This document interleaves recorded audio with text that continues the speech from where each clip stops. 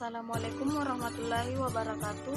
Kami dari kelompok 5 ingin memaparkan materi tentang organisme anjing tanah atau biasa disebut dengan orong-orong. Terlebih dahulu, saya akan memperkenalkan teman kelompok saya. Saya atas nama Nurfaida, teman saya ada Alia, Siogi Azifa, dan Muhammad Rahman. Baik, langsung saja kita akan masuk di pemaparan materi tentang organisme anjing tanah atau biasa disebut dengan orong-orong. Pengertian anjing tanah atau orong-orong. Anjing tanah atau orong-orong adalah serangga berukuran sedang, berwarna coklat terang hingga gelap, memiliki kulit pelindung yang tebal, yang hidup di dalam tanah dengan sepasang tangkai depan termodifikasi berbentuk cangkul, menggali tanah dan berenang. Orang Jawa menyebutnya orong-orong. Di tanah Sunda disebut dengan gaang. Sementara dalam bahasa Toba disebut dengan singkit. Selanjutnya, hewan ini aktif pada malam hari atau biasa disebut dengan nokturnal, dan pada musim dingin melakukan hibernasi. Pada musim kawin ini dapat menghasilkan suara melalui mekanisme mirip jangkrik dengan organ stridulasi, tetapi dengan suara yang jauh berbeda.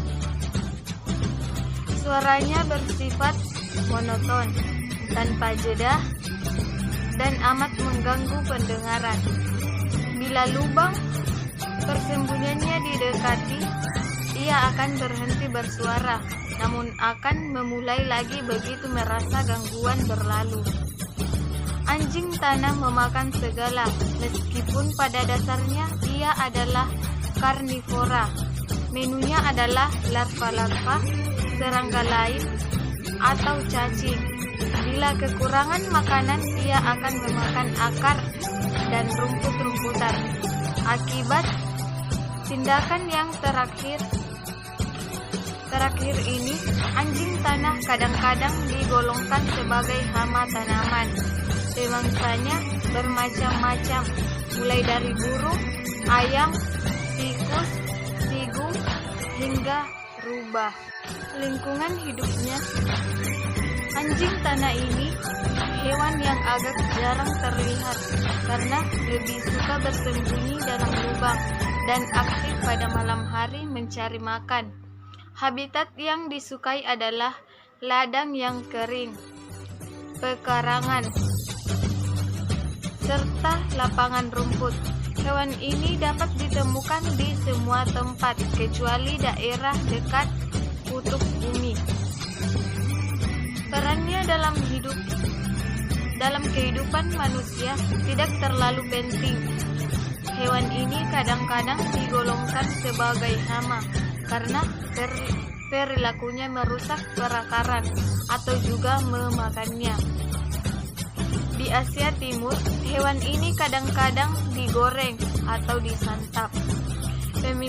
Pemelihara burung juga menjadikan orong-orong sebagai bagian pakan hidup. Sekresi yang dihasilkan orong-orong di Cina menjadi bahan pengobatan dan sekarang mulai diteliti khasiatnya secara bioekologi orang-orang. Bioekologi orang-orang. Telur hama ini terdiri dari 30 sampai 50 butir telur atau kelompok telur. Siklus hidupnya 6 bulan. Stadium telur berlangsung 7 sampai 21 hari. Stadium nyupa berlangsung 3 sampai 5 bulan. Imago orang-orang memiliki tungkai depan lebih besar, berguna untuk menggali. Pada luas troaks lebih besar fungsinya untuk membantu mendorong tanah yang digali. Hama ini juga memiliki tungkai depan yang besar. Penyebaran orong-orong adalah dengan cara terbang.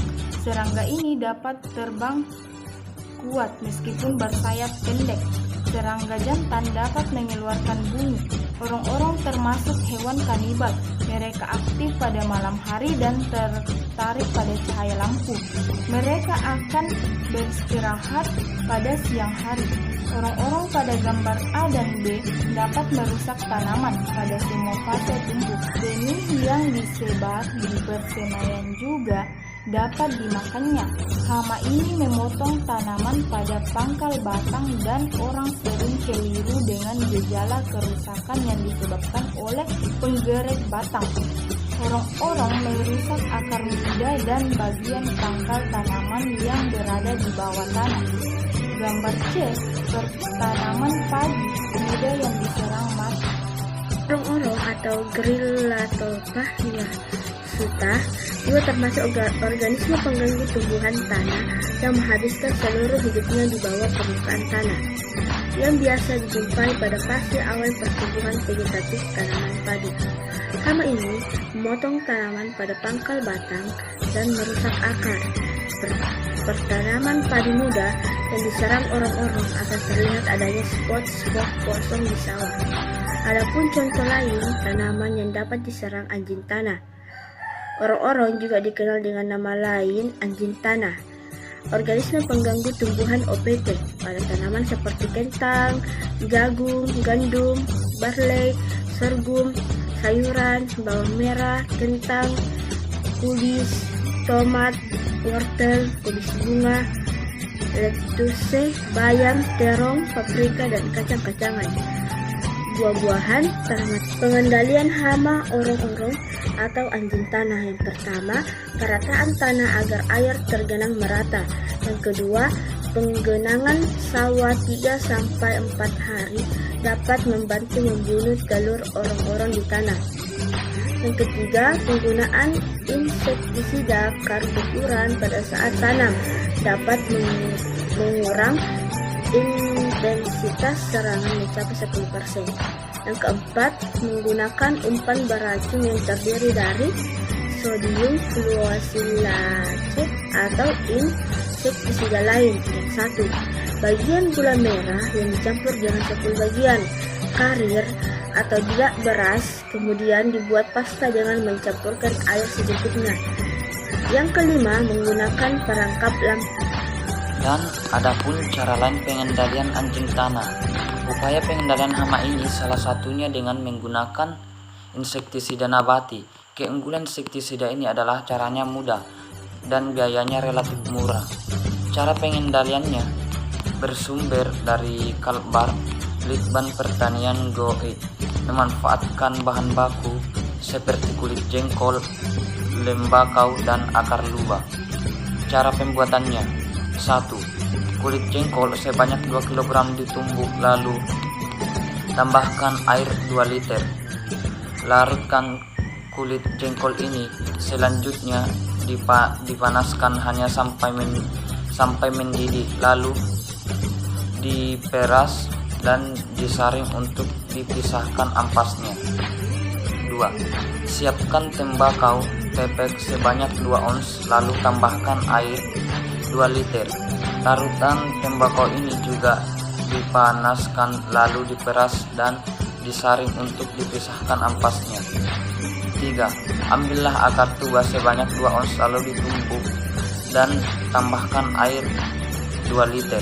Larutan ini direbut hingga mendidih saja, lalu diperas dan disaring untuk memisahkan ampasnya. 4. Selanjutnya, ketiga larutan tersebut dicampur menjadi satu dan siap untuk digunakan sebagai pestisida nabati untuk mengendalikan hama orang-orang. Sedangkan untuk cara penggunaannya dalam mengendalikan hama orang-orang ialah gunakan dosis 50-100 Celcius per liter air. Semprotkan secara merata di lahan sawah yang mengalami masalah serangan hama orang-orang. Selain itu, menurut laman Kalbar, Litbang Pertanian Go Id, ramuan ini juga dapat digunakan untuk mengendalikan hama ulat, tetapi dosis yang digunakan cukup 20-40 Celcius per liter air.